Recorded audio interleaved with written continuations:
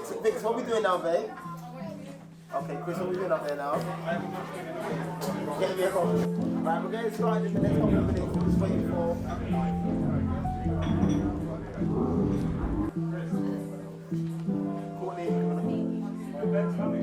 Ben's coming. Yeah, no worries. We'll get started for now. So me Chiro talking first. Chiro, start. Evening, everyone. Hope you're good. Okay, so today, as you know, we are launching this masterpiece, the MANuscript, and I'm very proud. And it is a documentary of his life, man, and what he does for himself and helps a lot of men. And he's helped me. He's helped probably a lot of people in this room. I've known D for 16 years now, and the big thing is he wants to lead for himself and lead for his family. And him and Vix, they embody that. And the book is a true documentation of his life and what he does for himself and his family and all the men he helps. Damien's been a big influence in my life, and I want to talk about how he's helped me from being suicidal, lost, to setting up my own business, helping men, and being the man I'm proud of today. And he's been a big part of that journey. Timing and support, very good at it, and I definitely needed it at a time I was probably at my lowest. And what I picked from the book is getting feedback. Get some feedback. That for me was really massive. And he's brilliant at it. And at times you don't want to hear it, but it's been massive for me on my journey. And I remember the day my mum passed, and he popped over and he said, "Look, bro, you might not want to hear this, but this means you don't falter. You know, you got to keep pushing on." And obviously I'm like, "Yeah, Dame, I know." But it's true. And he said it many times where I want to bite. And I remember one occasion, we're on the treadmill in Lewisham, and I thought I got a PB on my 1K, and he's like, "Bro, you didn't. What are you talking about?" And I shouted, I went, "Yes, I did. And he was like, "Bro, you didn't. And about an hour later, I called him out and said, "Sorry, man. Sorry." And you know, the universe is a big thing. So about 2 weeks later, we was doing sprints and I fell off the treadmill. So it was probably, that was why. But yeah, like I said, the feedback's important, and it's from a place of love. And probably everyone in this room has had it. And I think it's very, very important that we can do that as friends. And that's basically how our relationship was built, you know, and it's, cheers, liven up, like, what are you doing? You know, and like I said, even when I become a father, I had this obsession with work, and yeah, I weren't pulling my trousers up when I needed to, and getting home at 8 o'clock at night, letting the missus deal with the kids and, well, my son at the time. Again, feedback, bro, liven up, what are you doing? And it's always been timely, it's always been timed when I've needed it. And yeah, that is a big part of the book, man, feedback. And there's so many parts of the journey where I'm like, oh, I remember that time when you was doing that. And I'm not afraid to say it. He's a leader within our community and our friends. And, you know, he's a big part of what I've done, what a lot of people have done. I think we're a little part of what he's done, but he's a big part of what we've done. And, you know, have them people around you, because there's not many. And yeah, I just want to say a big thank you, D. And thank you for everything you've done for me, brother.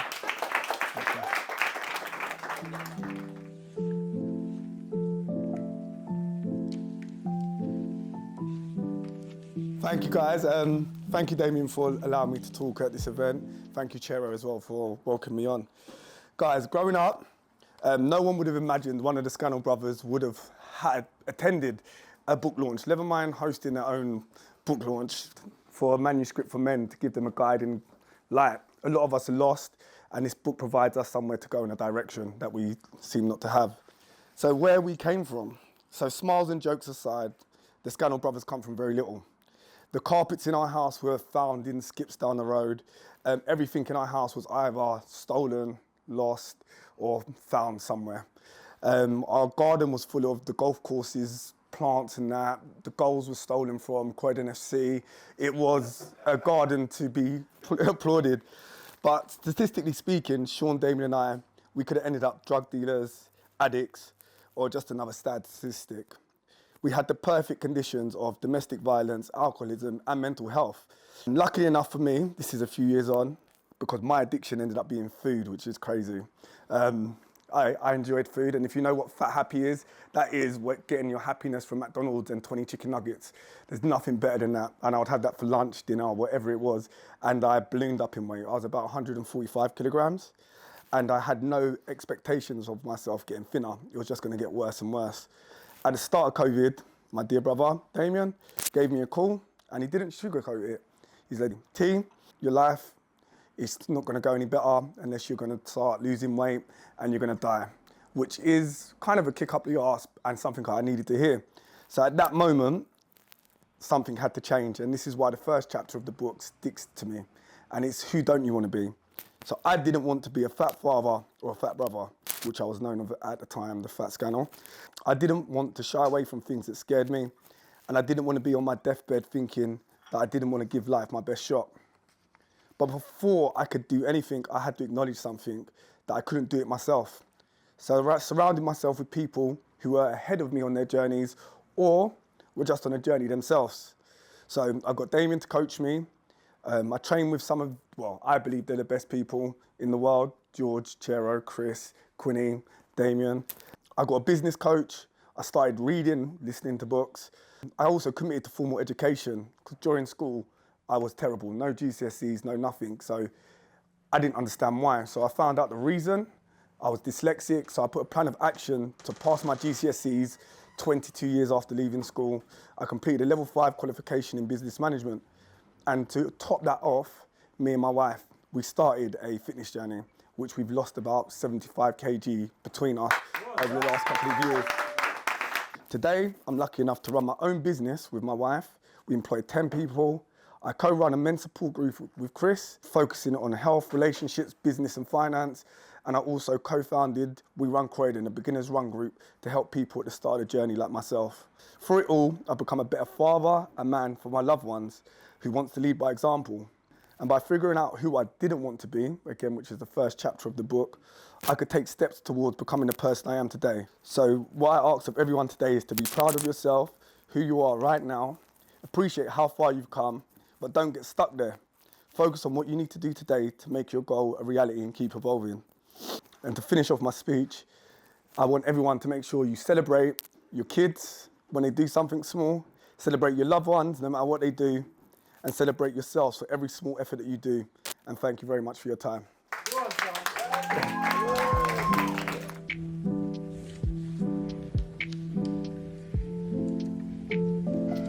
I didn't pay them to be that nice about me, you know. That wasn't part of the deal of them standing up. But honestly, I appreciate everyone for being here today. Okay? There's a lot of ego to why I wrote this book, right? Thomas will probably tell you, and Chiro, I had like writing a book on my bucket list. I read a lot. So I thought in my head like, man, I like the way I think about authors. I want to be known as an author. That was one of the parts of like wanting to write a book. I'll just be 100% honest. But there was another part. Another part was I wanted to leave something behind for my kids. You know, like, I don't know, like a legacy, right? But then Amina, when I reached out to Amina, let's give Amina a clap. She helped me put this together, right? When she started to help me write the book, she said, who are you writing the book for? Who are you writing the book for? As in the niche I'm writing the book for. And I'm going to tell you a little bit a story as to how I selected who I wrote that book for. So this isn't a morbid thing. Don't start to feel sorry for me here. Thomas made us seem like we was like lived on a skip, you know. And Chiro's, I don't know if Chiro's, my feedback to Chiro sounds like I'm a nice guy. Like the Uncle Fester thing was a bit of banter, yeah. But I don't want you lot to feel as though this story is like morbid, yeah. But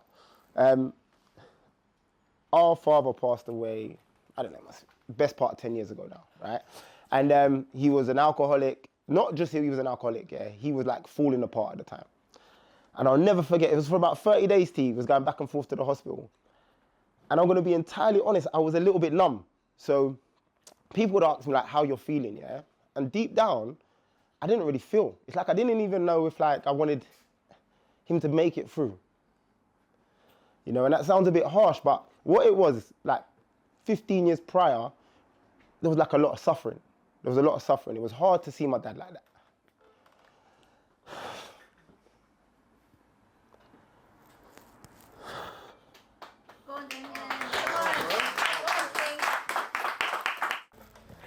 Cool. It was hard to see my dad like that.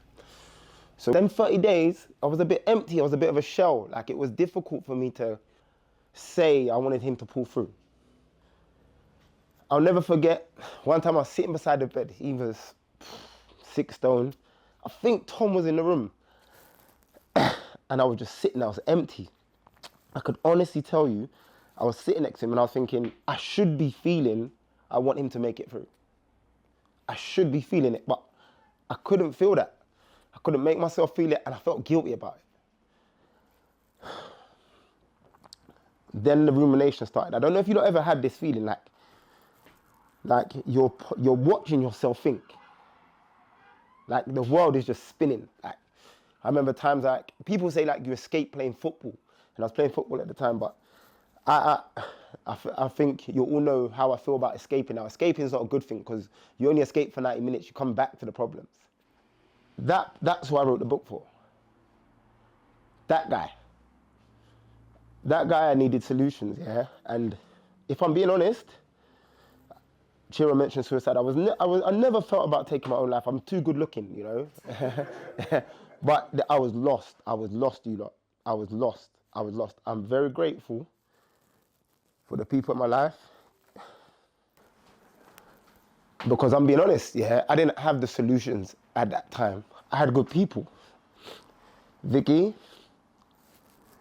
Thomas, Selena, Chiro, my brother, my son. Not everyone's got people like that.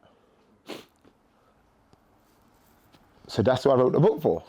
Because if I didn't have those people in my life who supported me, who helped me see above the fog, you know, who helped me pull things together, I don't know, you know, I'm not saying it was suicide, I'm not saying it was alcoholism, but it was a dark road. Some people need a book, some people need steps, some people need phases, some people need a coach. I put the book together for someone to take a tip, for someone to get an insight, for some transparency, some vulnerability, for someone that might be 45 kilos over the weight, someone that might be struggling with alcohol, people that don't have the confidence to apply for the job they want. Listen, I've gone through stages where I had plaits. I was scared to cut my hair. I don't know if anybody's ever felt like that. I didn't want people to see my haircut. When I retired from football, I was embarrassed about the financial status I had. I didn't have a lot of money. Listen, I'm embarrassed to say that I've put my partner through things she shouldn't have gone through. I wrote this book for me, you lot, but also knowing that men go through things that I went through. Thank you for coming.